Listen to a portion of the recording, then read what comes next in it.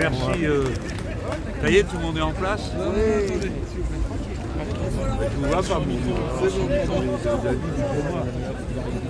Merci à vous de bien vouloir nous retrouver à cet instant. Nous sommes, tout le monde l'a compris, dans un moment de crise politique historique. Et voici que dans le parcours des projets de loi de finances, que ce soit social ou du budget de l'État, intervient cette journée qui, normalement, constitutionnellement, est réservée aux parlementaires. Donc les parlementaires présentent leur texte et on en discute. Et pour la première fois, dans notre histoire, nous avons un phénomène tout à fait nouveau, l'obstruction gouvernementale. En vain, dira-t-on, mais vous-même, il vous est arrivé de faire de l'obstruction, mais elle était parlementaire. C'est-à-dire qu'on déposait beaucoup d'amendements pour que la discussion dure longtemps. Là, il s'agit de beaucoup d'amendements pour que la discussion n'ait pas lieu. C'est-à-dire qu'à la fin, on ne puisse pas voter. De quoi s'agit-il? Nous déposons une loi pour abroger la retraite à 64 ans et le ramener à la situation antérieure. Les Français se souviennent qu'il y a quelques mois seulement, par milliers, par centaines de milliers, ils manifestaient leur opposition. Pour finir, la loi fut considérée comme adoptée, portant la retraite à 64 ans, sans avoir jamais été votée où que ce soit. C'est donc non pas une loi, mais le fait du prince. Une fois déjà, et depuis vous savez que c'est devenu la mode. Le fait du prince, c'est le prince a décidé que tout le monde travaille jusqu'à 64 ans. Ces petits répondeurs automatiques viennent ici à l'Assemblée nationale dire que jusqu'à 64 ans, on est en grande forme et qu'on peut continuer à travailler. Et par conséquent, ils font tout pour empêcher qu'on puisse voter une loi d'abrogation. Voyez ce qui vient de se passer. Donc, obstruction par le gouvernement. C'est le gouvernement qui parle interminablement. Ce sont ses soutiens qui tout d'un coup sont revenus dans l'hémicycle pour empêcher que on arrive au point du vote. Eh bien, malgré cela, il y a eu un vote. Il y a eu un vote sur l'article numéro 1. Les macronistes ont dit, eh bien, nous allons faire voter la suppression de cet article numéro 1 et patatras, votre loi d'abrogation n'existera plus. L'Assemblée a voté, et elle a voté contre eux. Autrement dit, si nous avions la possibilité d'aller jusqu'au vote de la loi dans son ensemble, eh bien, ce soir, la retraite à 64 ans serait abrogée et on serait revenu à la situation antérieure. On comprend pourquoi ils sont si frénétiques à essayer d'empêcher qu'on arrive jusqu'au vote global. Et je vais vous dire, cette violence, au fond, c'est celle qu'on voit à tout moment. Regardez bien, nous avions déposé un texte pour que l'Assemblée nationale vote contre le Mercosur.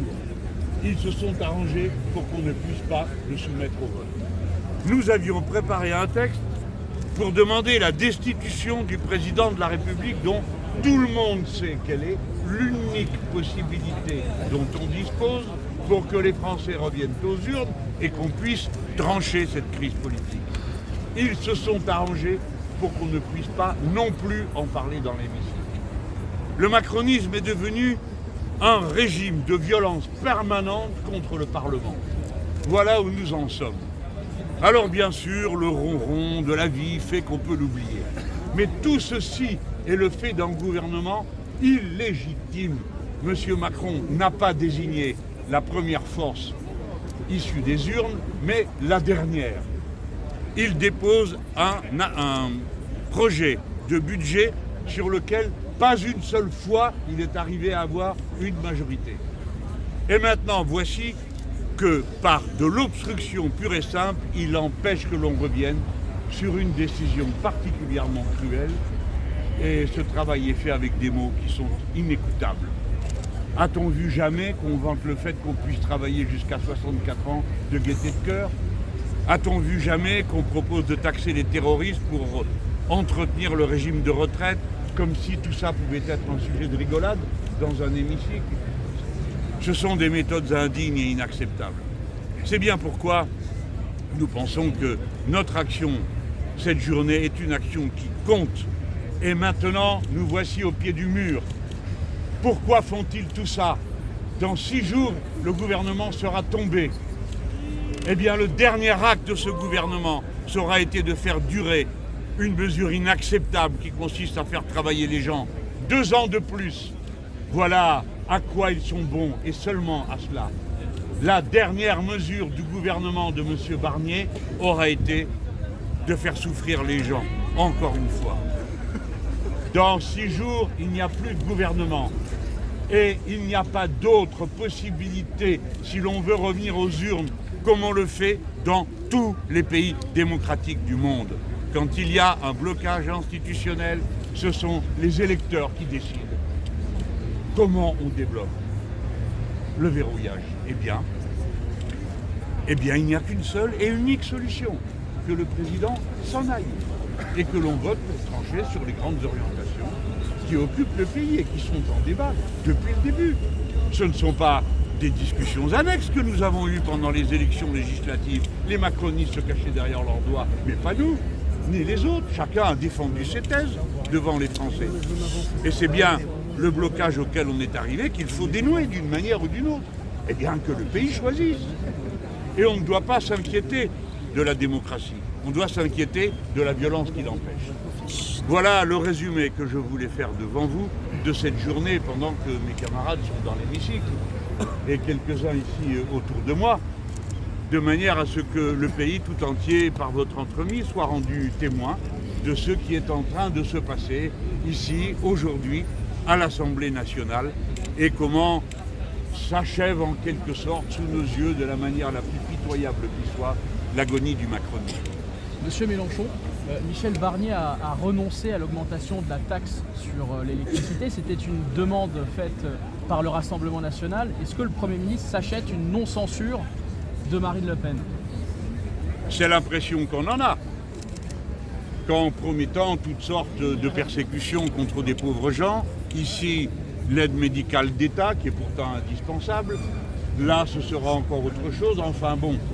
La taxe sur l'électricité, je ne fais pas devant vous la démonstration de pourquoi la réponse qu'il a faite n'est pas honnête, elle n'est pas sincère, elle n'aboutira pas à une réduction. On peut penser qu'il essaye de cette manière de se concilier les bonnes grâces du Rassemblement national. Va-t-il y parvenir?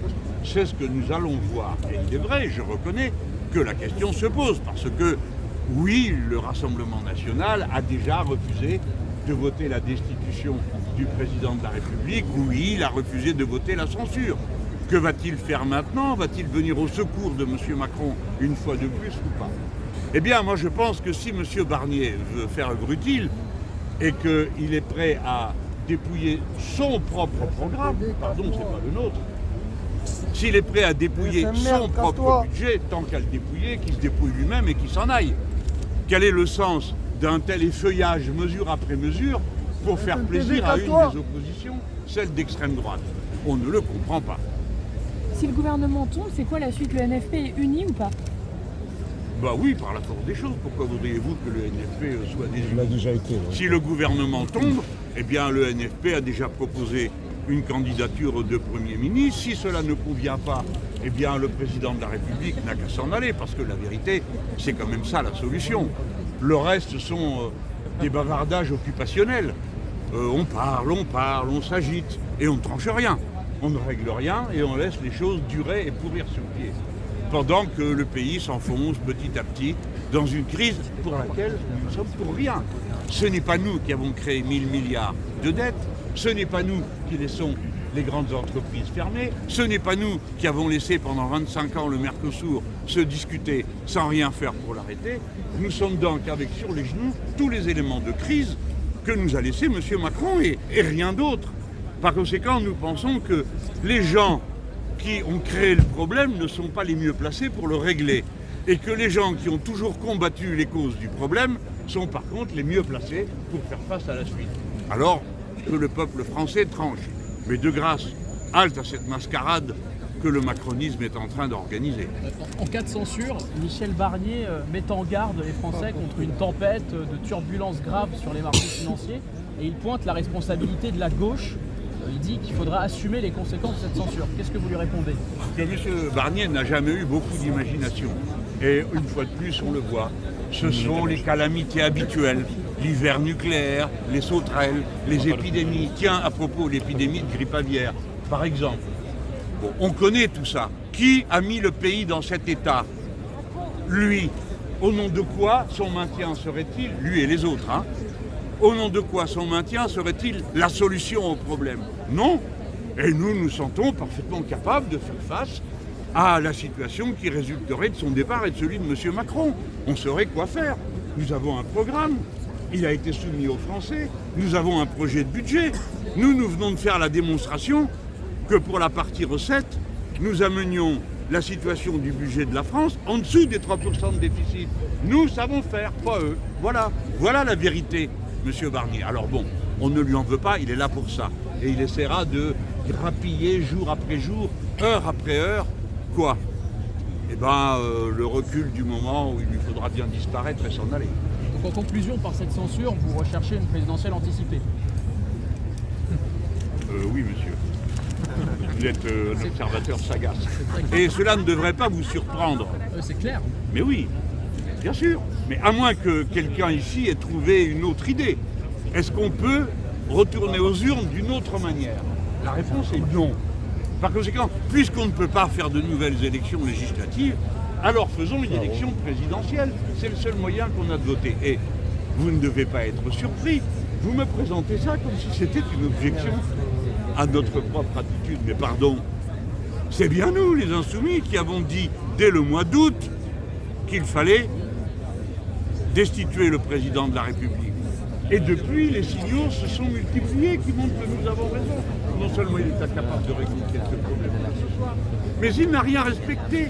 C'est lui qui n'a pas consulté les présidents des assemblées avant de dissoudre. C'est pas nous. C'est lui qui a nommé le dernier des élections, pas nous. Ce qui ne se fait dans aucune démocratie. Voilà la vérité de la situation de M. Macron. Et d'ailleurs, pourquoi a-t-il dissous la précédente Assemblée nationale, si on peut se permettre de poser des questions un peu insolentes? Pas parce qu'il avait perdu l'élection européenne, n'est-ce pas? Et il a dit qu'il fallait faire un effort de clarification et que c'est pour ça qu'on votait, pour ça qu'il dissolvait l'Assemblée. Avez-vous l'impression qu'on ait gagné en clarté depuis, que les choses soient plus nettes et plus claires? Dans une démocratie, pour que le peuple puisse être l'arbitre, il faut encore qu'il comprenne ce qui est en train de se passer. Que voulez-vous qu'on comprenne à une chose pareille? Il a dissous pour faire la clarté. Il n'est pas arrivé à la clarté, qu'il s'en aille et nous irons à la clarté.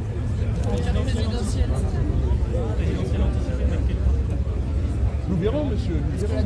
Je suis certain qu'il y aura un nombre suffisant de candidats. Si les délais le permettent. Ça arrange Marine Le Pen, hein, avant le jugement. Pardon? Est-ce que la gauche partira unie en cas de présidentielle? Nous allons le voir bientôt. Quelque C'est chose votre d'autre? souhait ou pas? Pardon? Que la gauche parte unie, est-ce que c'est votre souhait ou non? Moi, je préfère toujours que les choses aillent pour le mieux, mais pas à n'importe quel prix. Et puis, une élection qui serait une nouvelle source de confusion, qu'en ferait-on? Donc, je pense que nous irons vers ce qu'il y a de plus clair, de plus simple et de plus capable de résoudre les problèmes que le pays a. Voyez-vous, il ne faut pas continuer à croire qu'on vit dans les années 90 ou 80, où l'on pouvait interminablement tourner autour du pot, ne s'engager jamais à rien, être dans le nini, comme on disait à l'époque, nini, et puis pour finir, des déficits, des choses qui ne marchent plus, jusqu'au point où est rendu ce pauvre pays. Il faut trancher, et vous me connaissez, je suis partisan de solutions qui tranchent les problèmes et les résolvent. Voilà. Et s'il y a une élection présidentielle, eh bien, comme je le souhaite, eh bien, les Insoumis tiendront ce discours-là. Et nous allons voir s'il convient à d'autres. Et s'il convient à d'autres, ben, on fera ensemble, bien sûr. Ce serait pas un marchepied pour Marine Le Pen? C'est un marchepied pour tous les candidats. Parce que quand on est candidat, on se fait connaître ses solutions et la démocratie avance. Alors je sais que le jeu permanent consiste à faire semblant de s'inquiéter, de s'affoler du Rassemblement national. Je signale que nous lui avons fait perdre la dernière élection. Enfin, ce détail semble avoir échappé à beaucoup de monde. Nous leur avons fait perdre la dernière élection. Comment? Par une méthode qui a été... Il faut bien qu'on s'attribue un peu de mérite, nous les Insoumis, au milieu de toutes les horreurs qu'on dit sur nous. Eh bien, nous l'avons réussi en créant l'union. Eh bien voilà, comment avons-nous créé l'union? Sur des solutions claires, nettes, de rupture. Voilà la bonne formule pour nous, la gauche. Mais si le pays veut autre chose, madame, il ne faut pas craindre la démocratie. Et il ne faut pas avoir peur de gagner. Pour ma part, et mes amis insoumis, nous n'avons pas peur de gagner la présidentielle devant le Rassemblement national. Merci. D'autres questions pièges?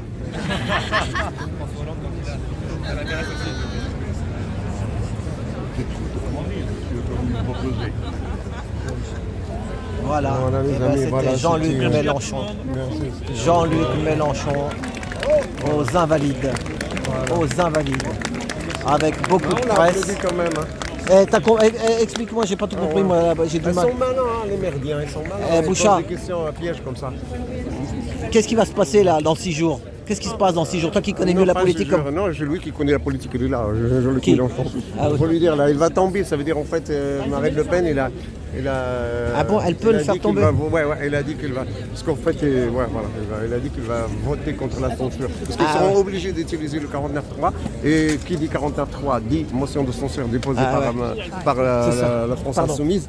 Et Marine Le Pen a dit, le Rassemblement national a dit qu'il va.